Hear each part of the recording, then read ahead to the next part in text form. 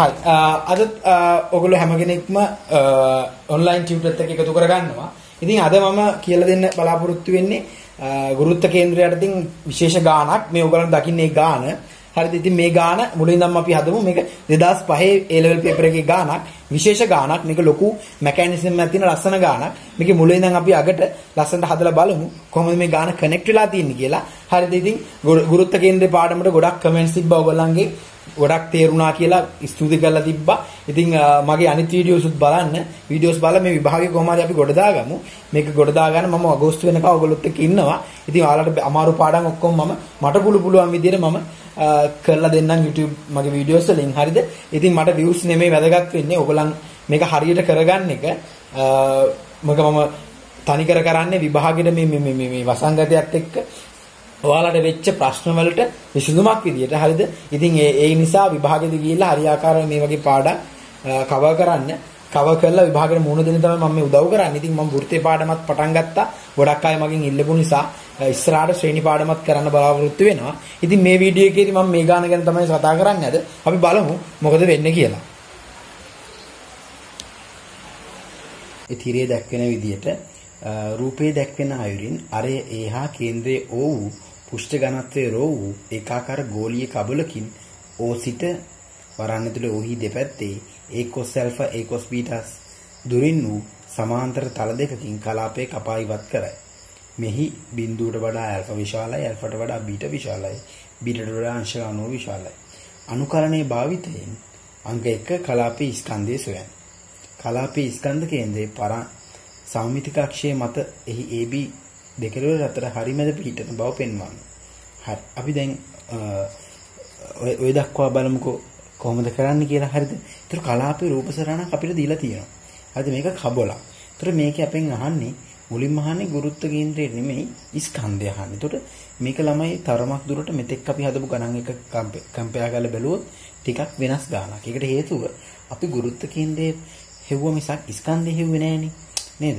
ඒතර අපිට ස්කන්ධය හොයන්න අවශ්‍ය වුණේ නැහැ. මොකද ඒවා අපි දන්න ප්‍රධාන වස්තුන්. ඒතර ඒවා පරිමාවත් එක්ක සම්බන්ධ කරලා අපිට ගන්න ඕන. නමුත් මේ වගේ රූප සරණක් ගත්තොත් මේකේ ඔයාලට පේනවා කෝණ කපලා තියෙන විදිය වෙනස්. ඒ කියන්නේ ඔක x අක්ෂය ඔස්සේ සමමිතික වුණාට y අක්ෂය ඔස්සේ සමමිතික වෙන්නේ නැහැ. එතකොට ඕකේ පරිමාවක් හොයාගෙන වර්ගඵලයක් හොයාගෙන අපිට හොයන්න බෑ. මොකද කපලා තියෙන්නේ අසමාන්තර වෙන විදියට. දැන් ඔයාලා දන්නවා මේ අර්ධ ගෝලාකාර කබලක් වුණා නම් අපි දන්නවා සම්පූර්ණ ගෝලයේ වර්ගඵලය හොයලා ඒක දෙකින් බෙදුවා නම් භාගයෙන් අරගෙන අපිට ඝනත්වයෙන් වැඩි කරලා ගන්න. දැන් මේ වගේ කබලක් ගත්තොත් මේක අසමමිතිකයි. ඒතර ඒ වගේ එකක ස්කන්ධය හොයන්න ගියාම අපිට අමාරු වෙනවා. ඒතර ඒකට තමයි අනුකලනය පාවිච්චි කරන්න ඇත්තටම. අනුකලනය ওই වගේ අවස්ථාවලට ලේසියෙන් පාවිච්චි කරන්න පුළුවන්. අනුකලනය කොහොමද දාන්නේ කියන එක තමයි ඉගෙන ගන්න ඕනේ. ඒතර ඔයාලා දන්න x බාර සමානයි xdm බෙදීම dm කියන මේවකේ මෙන්න මේ යට dm පාර්ට් එක තමයි ස්කන්ධය දරන් ඉන්නේ. එහෙනම් වාගේ ස්කන්ධය හුවනම් ඔයා ওই dm පාර්ට් එක විතරක් හෙව්වනම් හොඳටම ඇති. right. අපි ඒ ටික කරගෙන යමු. ඊට කලින් මේ වස්තුව කොහොමද රූප සරණක් අදින්නේ කියන එක තමයි වැදගත්ම වෙන්නේ. කියන්නේ රූප සරණ කොහොමද මේක තියෙන්නේ? කොහොමද මේක කාටීසියන් කණ්ඩායම තලයට ගෙනල්ලා දාන්නේ? ඒක තමයි වැදගත්ම වෙන්නේ. දැන් ඔයාලා බලන්න දෙවනි රෝම ඉලක්කමට ගියාට පස්සේ තේරෙනවා කලාපයේ ස්කන්ධ කේන්ද්‍රයේ සම්මිතික අක්ෂය මත AB දෙකලර අතර හරිමැද පිහිටන බව පෙන්වන්නේ. කියන්නේ මින් O කියලා ඒ කියන්නේ හරිමැද පිහිටනවා කියලා කියන්නේ. ඒතර ඔය O වලින් තමයි සාමාන්‍යයෙන් මේ ඔය කබලේ කියන්නේ ඔක කපන්න කලින් ගත්තොත් මේක ගෝලයක්නේ. මේ ගෝලේ හරිමැද තියෙන්නේ O වල. එහෙනම් අපි කාටීසියන් කණ්ඩායම තරේ හරිමැදට O ගෙනල්ලා දාමු. මොකද ඕගොල්ලෝ දැන් ওই වගේ වස්තුවක්ම අපි කරලා තියෙනවානේ ඝන මේ කුහර අර්ධගෝලේ අර්ධගෝලේත් අපි කලේ ඕව ගානට අර x අක්ෂය y අක්ෂය කැපෙන දැන් තිබ්බේනේ. එහෙනම් අදත් ඒ පුරුද්දටම අපි ඒ විදිහටම තියමු. ඒ විදිහටම තියලා අපි බලමු කොහොමද ගුරුත්ව කේන්ද්‍රයේ හොයන්න කලින් ස්කන්ධය හොයන්නේ කියලා. දැන් මම කාටීසියන් කණ්ඩායම තනිය ඇඳලා x අක්ෂය y අක්ෂය මේකට ගෙනල්ලා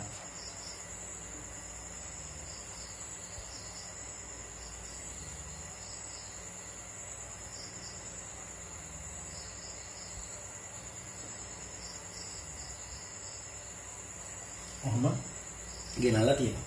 මේක තමයි මේ කෝණය ඇල්ෆා. මේ කෝණය බීටත් කියලා අපිට හඳුනා ගන්න පුළුවන්. හරි. දැන් කොහොමද මේක ස්කන්ධය සොයන්නේ? දැන් මේක ඔයාලා දැක්ක ගම ඔයාලට මේක වෙන්න ඕනේ මේක නිකන් ඝන මේ කුහර අර්ධගෝලයක් වගේ කියලා. ඒතර අපි කුහර අර්ධගෝලය කොහොමද ගත්තේ? අපි මේ කුහර අර්ධගෝලය ගත්තේ θ කෝණකින් කපලා d කෝණකින් අරගෙන මොහොමනේ අපි ගත්තේ θ කෝණකින් අර d වලින් කපලා ගත්තනේ. ඒ වගේම අපි මේකෙත් මේ විදිහටම අංශ මාත්‍රයේ කොටසක් කරා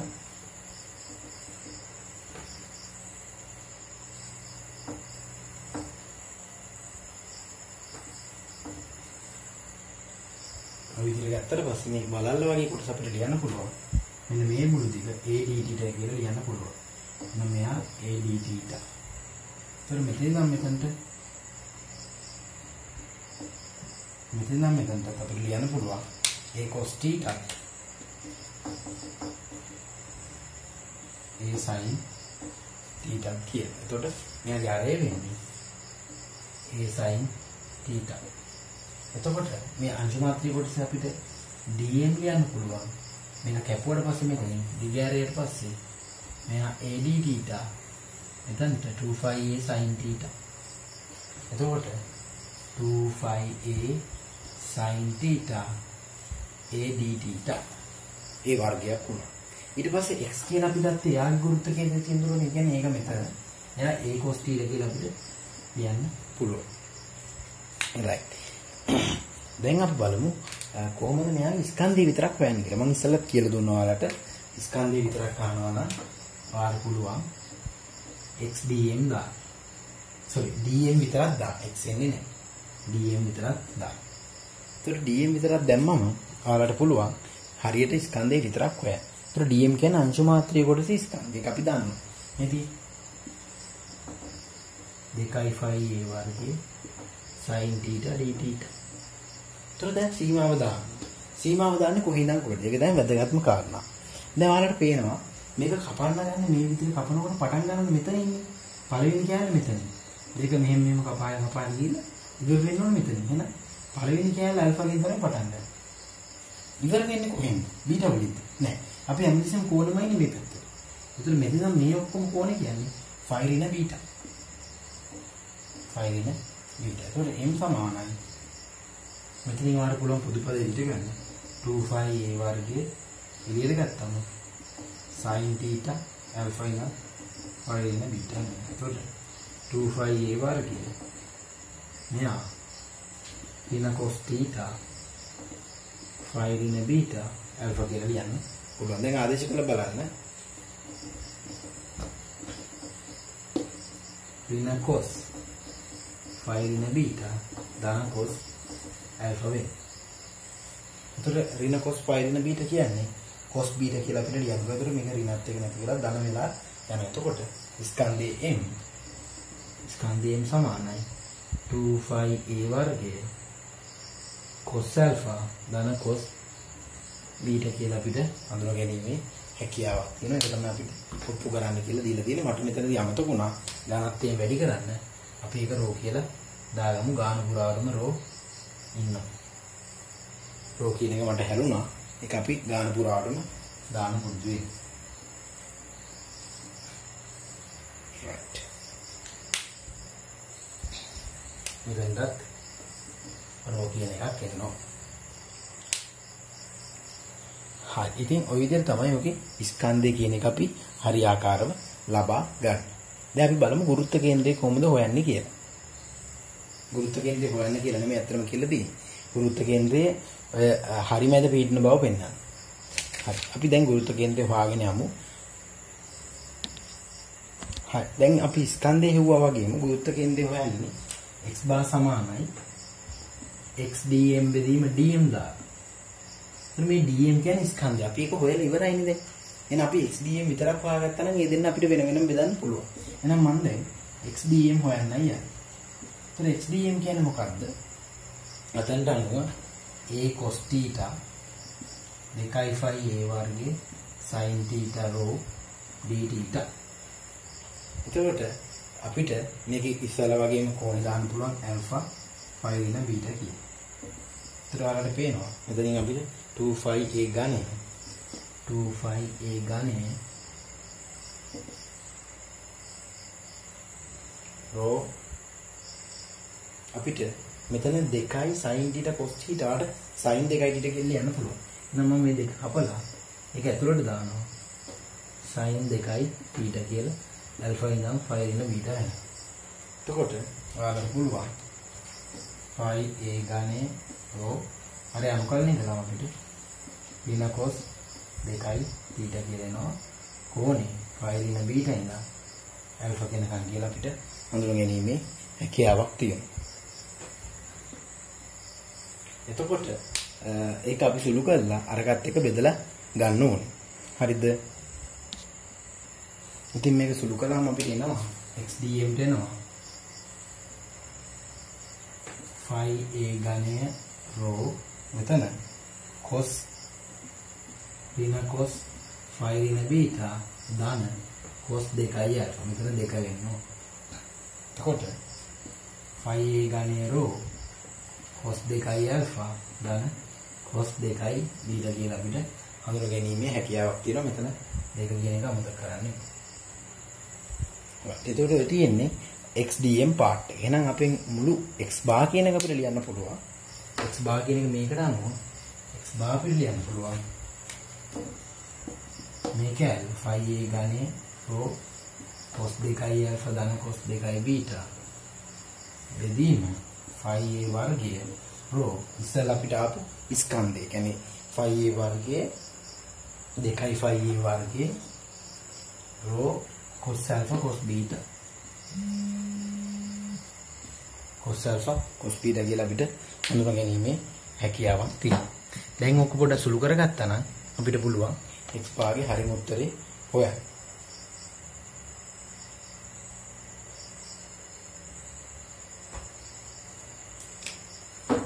මෙතන මෙයාට කැපෙනවා.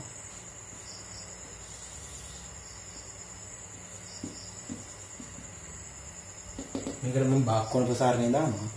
ඒතර ඉන්නේ 2i cos වර්ගය alpha ඍණ 1i දාන්න. මෙතන පොඩි වැරදීමක් වෙලා තියෙනවා. ඔයාලා දන්නවා cos 2i 5 ඍණ 2i බීටා කියන්නේ cos 2i 5 ඍණ 2i බීටා කියන්නේ හතරවෙනි වෘත්ත පාදේ හතරවෙනි වෘත්ත පාදෙදී 360 ඍණ කියන්නේ කෝණේ ධන වෙනවා. ඒතකොට මෙතන ඔයාලට මෙතන ඍණ ලකුණු වෙනසක් වෙන්නේ නැහැ. එතන මෙතන ඒක එහෙමම තියෙනවා. දැන් ඔයාලට පුළුවන් මෙතන 2i cos වර්ගය බීටා ධන 1 බෙදීම cos alpha ධන cos බීටා කියලා ගන්න. දැන් මේ දෙකත් එක්ක මෙතන දෙක තියෙනවා. වර්ග දෙක අතරේ සාධක කෙරුවට පස්සේ දෙක එළියට ගත්තම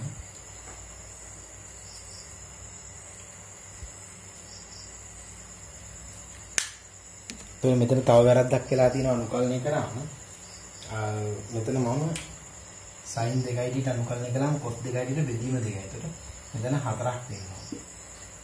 මෙතන 4ක් වෙනවා.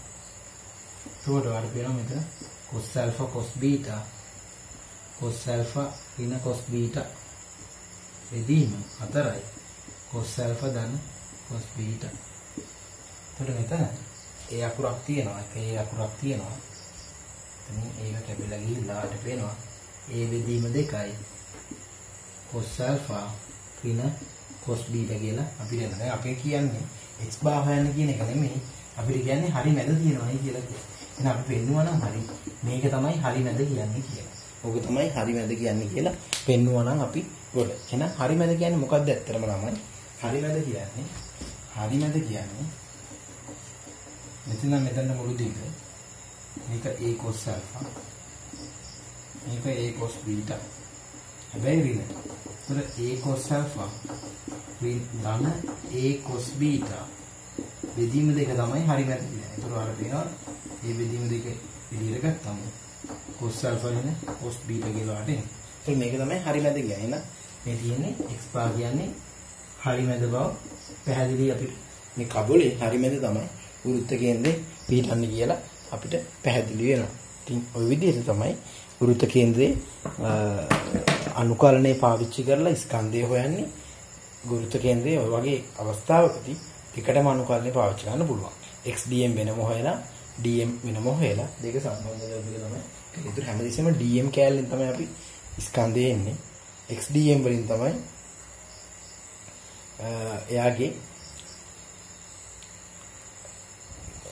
XDM වලින් තමයි එයාගේ වෘත්ත කේන්ද්‍රී සමීකරණේ උඩ කැලේ එන්නේ. ඒ දෙක සෙට් කරාට පස්සේ අපිට පුළුවන් හරියාකාරව වෘත්ත කේන්ද්‍රේ පිහිටීම හොයන්න. හරි. ඕකේ ගානේ තව කැලයක් ඉතුරු වෙලා තියෙනවා.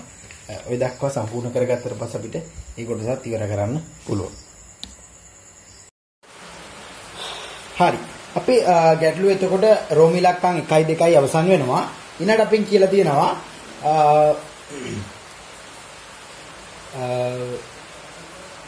මින් A කෙලවර O සිට A cos alpha දුරකින් වෙයි. රෝ පුෂ්ටික ඝනත්වයක් සහිත අරේ A sin beta වූ තුනී ඒකාකාර වෘත්තාකාර තැටියක් සිය කේන්ද්‍රය B හි පිහිටන පරිදි කලාපයේ වඩා විශාල වෘත්තාකාර ධාරයට සවි කරනු ලැබේ. ඕනෑම ලක්ෂයක් තිරස් ගෙබීම මත ඇති අයුරින් සමතුලිතව නිසලව පිහිටිය හැකි බව පෙන්වන්න. හරිද? right. එහෙනම් ඕගොල්ලෝ අර මගේ කලින් සමතුලිත මගේ කලින් ගුරුත්ව කේන්ද්‍රයේ වීඩියෝස් ටික බැලුවා කියලා මම හිතනවා. ඉතින් ඒ වීඩියෝස් වලදී මම කිව්වා කොහොමද ඕනම වෙලාවක ඕනම විදියකට සමතුලිතව තියෙන්න නම් මේ ගුරුත්ව කේන්ද්‍රයේ පිහිටුම තියන්න ඕනේ කියලා. හරිද? මම එදා උදාහරණෙදී ඔයාලට පැහැදිලිවම ඒක කියලා දුන්නා. right? ඒකම අද ඕන වෙනවා. හැබැයි ඊට කලින් අපිට ඕන වෙනවා හොයන්න අපි නැවත වතාවක් එතකොට මේ රූපසරණ ඇඳලා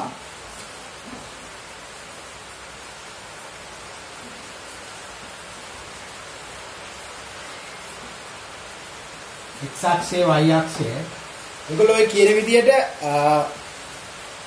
B පිහිටන පරිදි කලාපයේ වඩා විශාල වෘත්තාකාර ධාරයට සම කරනවා. ඒකල අපි B වලට ගෙනලා දාමු. ඒ කියන ඒගොල්ලෝ කියන වෘත්තාකාර තැටිය. එයාගේ කේන්ද්‍රය තියෙන්නේ මෙතනම තමයි. ඒතර මේක තනිකර වෘත්තාකාර තැටියක්. හරිද? දැන් අපි හොයාගත්ත කලින් අවස්ථාවේදී මේ වෘත්තාකාර තැටිය නැතුව මේ ගෝලාකාර කබොලේ ස්කන්ධයයි ගුරුත්ව කේන්ද්‍රේ පිහිටුම. හරිද? අපිට ඒක අද ඕන වෙනවා. දැන් මම මේක x අක්ෂය right මේ කෝණ ටිකත් මම ලකුණු කරගන්නම් අපි ඉස්සල්ලා වගේ. මේ කෝණ alpha බීටායි. හරිද? මේක O. දැන් මම පොඩි වගුවක් ගහලා දත්ත ටික එක රාශී කරගන්න.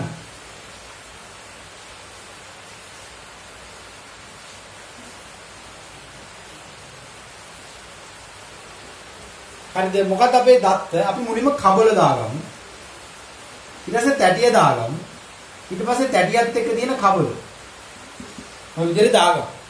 හරිද? දැන් අපිට පුළුවන් ස්කන්ධයේ මේ කබල විතරක් 2 5 a වර්ගයේ ρ cos alpha ධන cos beta.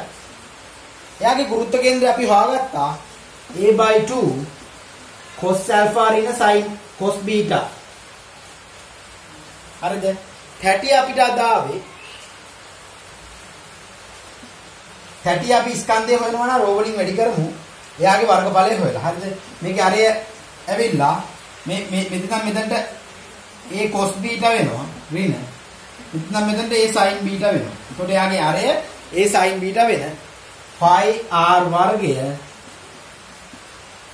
rho g right.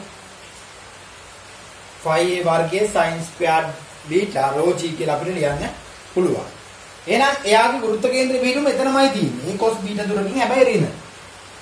මේ ඍණ හැම හලන්න එපා. එමුණුත් ඔයාලගේ ගාන හදද්දී ඔයාලට උත්තර වැරදිලා එයි. x අක්ෂයෙන් මේ පැත්තේ නම් y අක්ෂයෙන් මේ පැත්ත නම් ඍණයි. එහෙනම් අපි හොයන්නේ මෙන්න මෙයාව. මේක නම් අපිට ඉතින් මේ දෙන එකතු කරලා ලියන්න පුළුවන්. W1 W2 නම් මෙයා W1 දැන් W2. හරිද? දැන් අපි බලමු කොහොමද හරියාකාරව සුළු කරලා ඒගොල්ලෝ කියනවා වගේ මේ වස්තුවේ ගුරුත්ව කේන්ද්‍රය අපෙන් අහන්නේ ඕනම වෙලාවක සමතුලිතව තියන්න පුළුවන් වෙන විදිහට මේ සම්බන්ධතාවය අරන් පෙන්නන්න අපි ඕනේ. මෙහෙම වෙතොත් සංයුක්ත වස්තුව ගෝලාකාර පුෂ්ඨයේ ඕනම ලක්ෂයකින් තිරස් ගෙබීම මත ඇති අයුරින් සමතුලිතව නිසලව තිබෙ හැකි බව පෙන්වනවා. එහෙනම් අපි මුලින්ම මේක හොයාගෙන ඉමු සමතුලිත x බාර වල අගය. ඊට පස්සේ අපි බලමු සමතුලිතතාවට ගොඩ දාගන්න විදිය. ඉතින් මම මේකට ආයි පාවිච්චි කරන්නේ x බාර සමානයි w1 x1 ධන w2 x2 over w1 ධන w2 සමීකරණය. x බාර මට එනවා මෙයා වැඩි කිරීම 2 phi a වර්ගයේ රෝ cos alpha ධන cos beta වතාවක් a බෙදීම 2යි cos alpha ඍණ cos beta ධන phi a වර්ගයේ sin වර්ගයේ beta rho g ඍණ a cos beta බෙදීම w1 ධන w2 2 phi a වර්ගයේ rho cos alpha ධන cos beta phi a වර්ගයේ sin වර්ගයේ beta rho g. යාට පේනවා කැපෙන කපාද කීපයක්ම තියෙනවා. මේ phi කැපෙනවා. a වර්ගයේ rho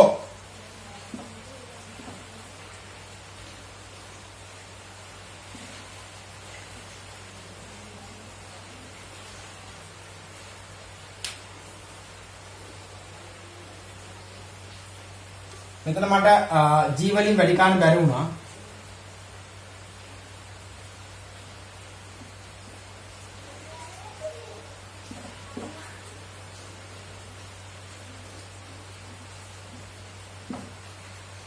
හරි එතකොට අපි ඉතුරු වෙන පද ටික x බාර සමානයි 2යි a බෙදීම 2යි cos වර්ගය alpha cos වර්ගය beta ධන sin වර්ගයේ බීටා මෙතන ඍණ වෙනවා cos බීටා මෙතනත් a වෙනවා බෙදීම cos alpha cos බීටා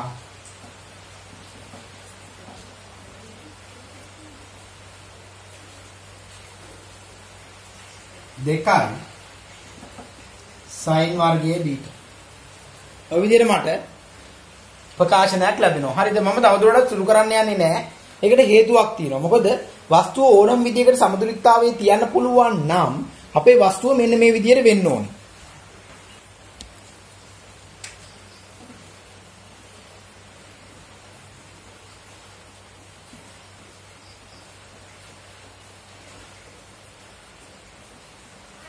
මේ වගේ ගෙනල්ලා තිබ්බම හරිද? මෙයාගේ සමතුලිත වා දන්නවා කබලක් හරි මොකක් හරි කෙනෙක් යම් කිසි ලක්ෂයකින් සමතුලිතව තියලා තියෙනවා නම් එයාගේ ප්‍රතික්‍රියා බලය මෙහෙම යන්නේ. හරිද? එහෙනම් එයාගේ බරත් මේක දිගේම ගියොත් ඔයාලා දන්නවා උදාසීන සමතුලිතතාවයට ලක් වෙනවා. උදාසීන සමතුලිතතාවයට ලක් වෙච්ච කෙනෙක්ව කවදාවත් අපිට වෙනස් කරන්න බෑ. එයා සමතුලිතව ඒ කියන්නේ ඕනම විදියකට තිබ්බොත් එයා ඒ විදිහටම තියෙනවා. එහෙනම් ඔයාලට පේනවා මේ ඇවිල්ලා අපේ කාඩිසියම් කණ්ඩායම විතලේ ගවම බිඳුව දැන. එහෙනම් x භාගයේ බිඳුවක් වුණොත් උදාසීන සමතුලිතතාවය ලක් වෙනවා. උදාසීන සමතුලිතතාවයෙන් ලක් වෙනවා. පැහැදිලිද? එතකොට අපිට පුළුවන් ඔය උත්තරේ ගන්න. ඒතර උදාසීන සමතුලිතතාව වෙනවා නම් අපි මේක බිඳුව කරලා ගාන හදාගෙන යන්. ඒතකොට අර උත්තරේ ලැබුණොත් අපිට කියන්න පුළුවන් මෙයා ඕනම වෙලාවක සමතුලිතතාවේ තියන්න පුළුවන් කියලා. හරිද? එහෙනම් මම මේකේ මෙයා මේ කෑල්ල හරිද? මේ දෙකට දෙක කැපෙනවා. මේ a වතාවක් cos වර්ගයේ alpha ඍණ cos වර්ගයේ beta ඍණ a sin වර්ගයේ beta cos beta බිඳුවට සමාන කරනවා. හරිද? දැන් අපි බලමු අපේ උත්තරේ මොකක්ද කියලා තියෙන්නේ. ඒකෙන් අපි කොහොමද ගන්නෙ කියලා මම මේ ප්‍රකාශන ටික මකනවා.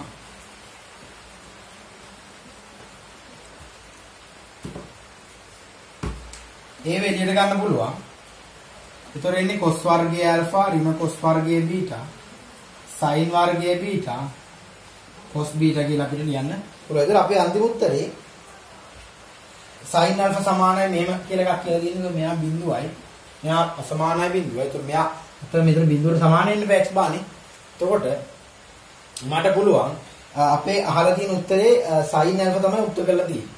ඒතර මෙතන cos alpha ඉන්නවා අපිට පේනවා.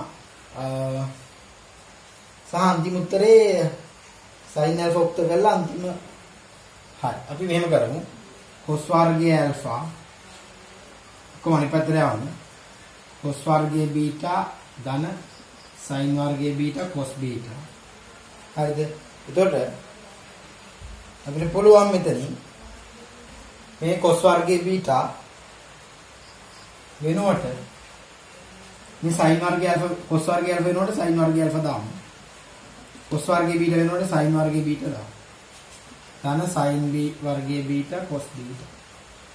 මේ එකට එක කැපෙනවා. දෙපැත්තම ඍණෙන් බෙදුවම අපිට මේ sin වර්ගයේ alpha sin වර්ගයේ බීටා ඍණ sin වර්ගයේ බීටා cos බීටා කියනවා. දැන් ආර පුළුවන් මෙතනින් sin වර්ගයේ බීටා එළියට ගන්න. එක ඍණ cos බීටා කියලා අපිට එනවා. අපිටින් sin වර්ගයේ alpha. ඒතර sin alpha සමාන වෙනවා වර්ගමූල දැන් මම sin බීටා විතරක් ඉතුරු වෙනවා.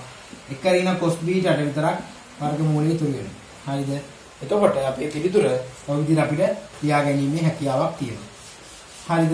එතකොට ආන්න ලියන්න පුළුවන්. එම නිසා x බා සමානයි බිඳුව වේ වන ලෙස වස්තුව උදාසීන සමතුලිතතාවයෙන් ලක් කළ හැකිය. උදාසීන සමතුලිතතාවයෙන් ලක් වෙනවා කියන්නේ මේ වස්තුව ගෝලාකාර පෘෂ්ඨයේ ඕනෑම ලක්ෂයකින් තිරස් ගෙබිම් මත සමතුලිතව තියන්න පුළුවන් කියන එක. හරිද?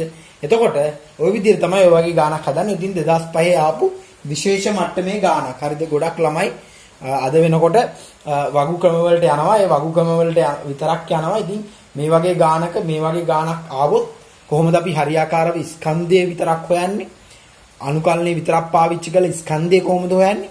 අනුකල්නේ විතරක් පාවිච්චි කරලා ගුරුත්ව කේන්ද්‍රය කොහොමද හොයන්නේ? ඒ ඔක්කොම සෙට් කරලා වගු ක්‍රමයට ගිහිල්ලා සමතුලිතතාවයේ ගානක්. ඒතර පේනවනේ ලොකු මෙකැනිසම් එකක් තියෙන ලස්සන ගානක්. ඉතින් ඔය වගේ දේවල් තමයි අපි ඒ පේපර් එකට බලාපොරොත්තු වෙන්න ඕනේ. බලාපොරොත්තු විය යුත්තේ. තේරෙනවද? අලුත් දෙයක් අපි හැමදාම බලාපොරොත්තු වෙන්න ඕනේ. ඉතින් ළමයි මේ වෙලාවේදී ඒක තේරුම් අරගෙන හරියට හදන්න ඕනේ. ඉතින් එහෙම තමයි ඉංජිනේරුවරුන් හරිද? ඒතර ලෙක්චරර්ස්ලා ප්‍රොෆෙසර්ලා ඔක්කොම බිහි වෙන්න නම් හොඳ මැක්ස් කරපු හොඳ බුලට් ටිකක් එළියට එන්න නම් ඉතින් ඕගොල්ලෝ හොඳට මහන්සි වෙන්න. මහන්සි වෙලා මේ වගේ දේවල් හොඳට හදලා හොඳට පුරුදු වෙන්න.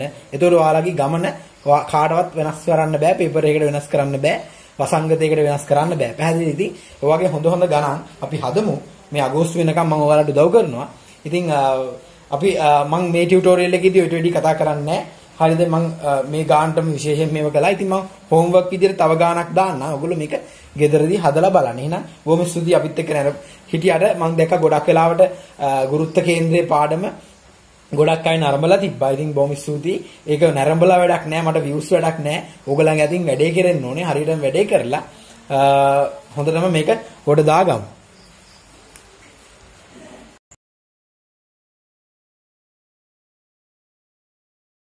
දා කරපු ගානේ අපි මේ දක්වා එදා අවිල්ලා තියෙනවා. ඒකට අපි ගුරුත්ව කේන්ද්‍රයේ ඊවල තියෙන කියලා හොයාගත්තා.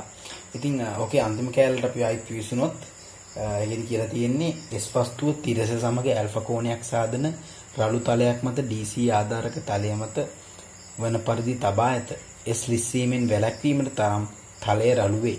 එසේ ගුරුත්ව කේන්ද්‍රයේ E ඇතයි උපකල්පනය කරමින් R කොට ඇල්ෆා විශාලයි.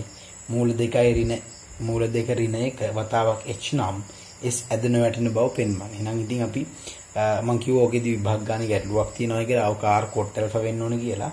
ඉතින් අපි මුලින්ම රළු තිරස් තලයක් ඇඳලා ඇල්ෆා කෝණයකින් ආනත රළු තලයක් ඇඳලා මේ වස්තුව තියලාම බලමු මොකද වෙන්නේ කියලා. හරි. දැන් ඇල්ෆා කෝණයකින් ආනත තලයක් මේ විදිහට ගත්තොත් මේක මත මෙයා වස්තුව ගෙනල්ලා තිබ්බට පස්සේ මෙහෙම තමයි හැඩය නිරූපණය වෙන්නේ. හරි. දැන් මේක ඇද නොවැටෙන විදිහට තමයි තියන්න ඕනේ. ඇද වැටෙන්නේ නැති වෙන්න නම් මොකද වෙන්න ඕනේ?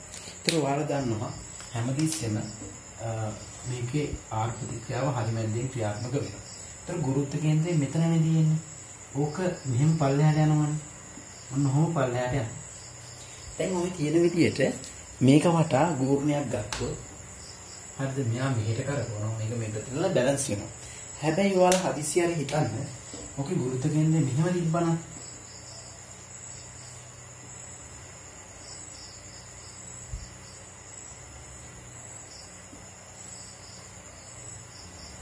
කොහොම තිබ්බනම් ආර්ථිකය කියන්නේ මෙන්න මේ ලක්ෂ්‍ය වටා ගූර්ණයක් ලක් වෙලා මෙයාව මේ පැත්තට ස්ලිප් වෙන්න පුළුවන්, වැටෙන්න පුළුවන්.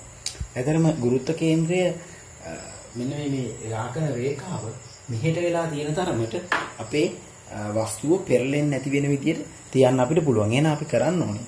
අපි උපකල්පනයක් කරමු මෙතන නම් මෙතන දුර Z කියලා. හරිද? අපි දන්නවා මෙතන නම් මෙතනට කැපිටල් H වෙන සිම්පල් H කියලා. හරිද? එතකොට මෙයා ඇල්ෆා අණුවරින් ඇල්ෆා. එතකොට වැටෙන්නේ නැති වෙන්න නම් ඔයාලා දන්නවා මෙතන නම් මෙතන කැපිටල් R. අද නොවැටෙන්න නම් Z කියන දුර අනිවාර්යෙන් කුඩා වෙන්න ඕනේ R ට වඩා. ඒතර අපි දන්නවා ඔක අතන මේ ලක්ෂ්‍ය වටා ගුණයකට ලක් වෙන්නේ නැහැ කියලා. ඒ ලොජික් එක පාවිච්චි කරලා අපිට පුළුවන් ඒක ඔය විදිහට ලියා ගන්න. එහෙනම් අපි Z ආගේ හොයමු. කොහොමද Z හොයන්නේ? ඒතර Z ලියන්න පුළුවන් වල tan alpha සමානයි capital Z over h ඍණ h කියලා. ඒතර Z කියන එක අපිට ලියන්න පුළුවන් h ඍණ h tan alpha කියලා.